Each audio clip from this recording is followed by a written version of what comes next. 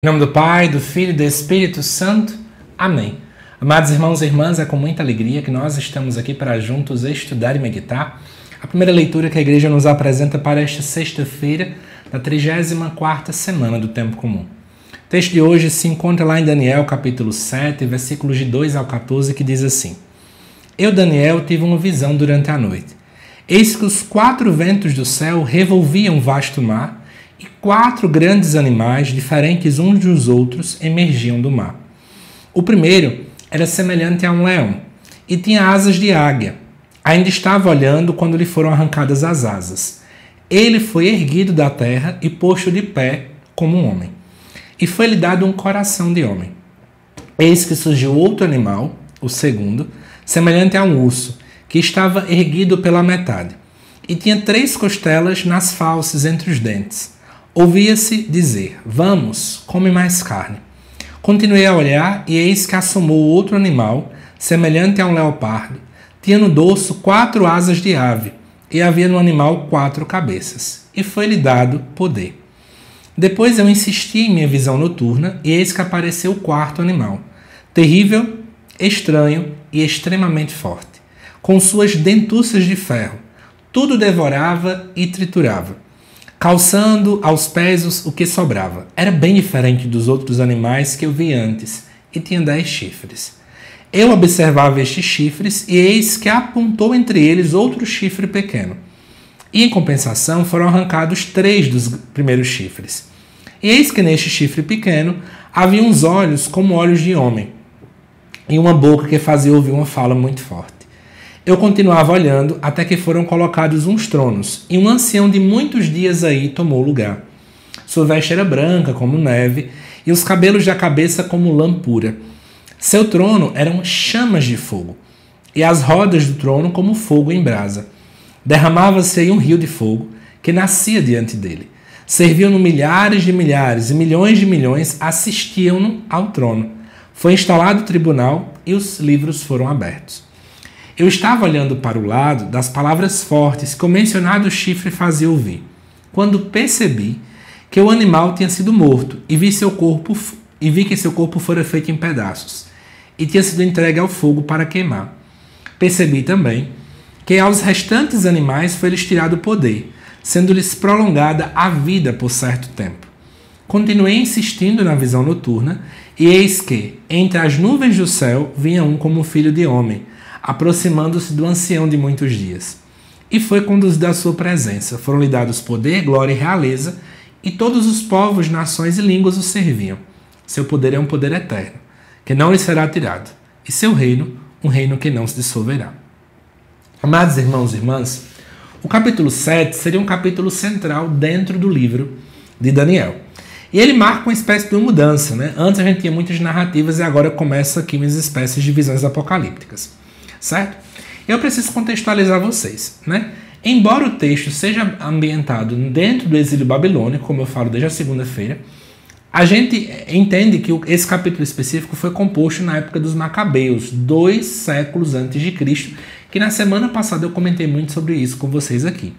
Que era justamente quando o rei Seleucida Antíoco IV perseguiu o povo, né? Proibiu circuncisão, profanou o templo, exigiu o culto pagão e por aí vai. E aí, de repente, a gente vai ver aqui 4 impérios sucessivos que aparecem, e esses animais que estão aparecendo aqui são esses 4 impérios. O primeiro, que é o leão com asas de águia, simboliza a Babilônia, que foi dominada pelo rei Nabucodonosor, né? E as asas arrancadas é a ideia da queda do orgulho do rei Nabucodonosor.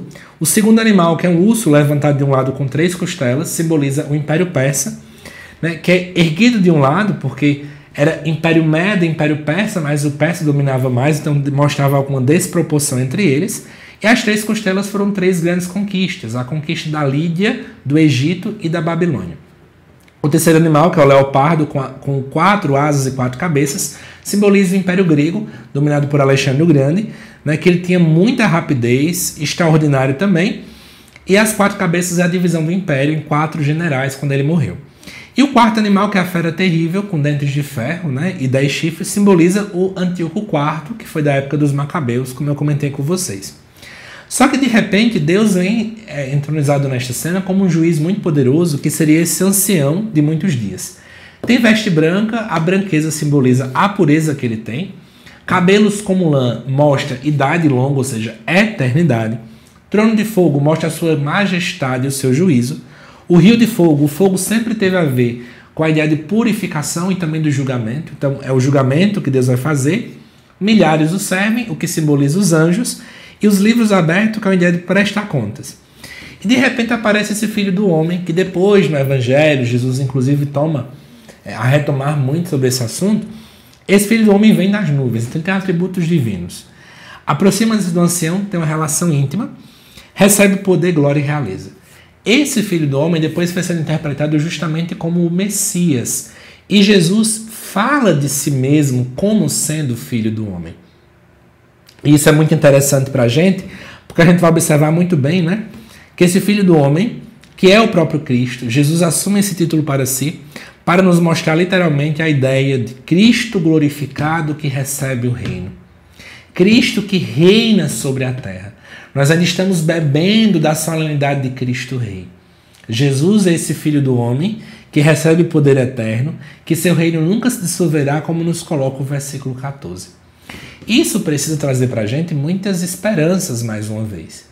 Porque mesmo que muitos impérios venham com poder, com velocidade, com garras, com astúcia, mas o reino de Cristo é que é eterno. Os outros são passageiros. Somente Cristo tem todo o poder. Somente o seu reino nunca se dissolverá. Somente Ele tem todo o poder, honra e glória. E é isso que de fato nós acreditamos. E aí, amados irmãos e irmãs, talvez como grande mensagem que essa primeira leitura traz para a gente, é a ideia de que Deus triunfa no final de tudo. Né? No final da história, tudo converge para o triunfo de Deus. Ele reina, Ele vive, Ele vence. Eu espero que essa explicação tenha deixado muito claro um texto que talvez para muita gente pareça ser demasiadamente obscuro. Eu espero que você, amado irmão e irmã, tenha gostado de fato. Deixe seu comentário, deixe sua curtida. Você que não é inscrito aqui no canal, também convido você a poder se inscrever. Só assim o número de inscritos aumenta e acaba que o YouTube entrega para mais pessoas cada vez mais. E eu te aguardo, tá bom? Aqui no canal, daqui a pouco às 7 horas da noite, para que nós juntos possamos também estudar e também fazer a nossa meditação sobre o Evangelho, que a igreja também acaba nos apresentando para esta sexta-feira desta semana, tá bom? E não esquece de compartilhar com mais pessoas. A ajuda que você faz divulgando esse trabalho para mais gente é essencial para o crescimento deste canal, tá bom? Que Deus te abençoe, amado irmão e irmã, e até o nosso próximo vídeo.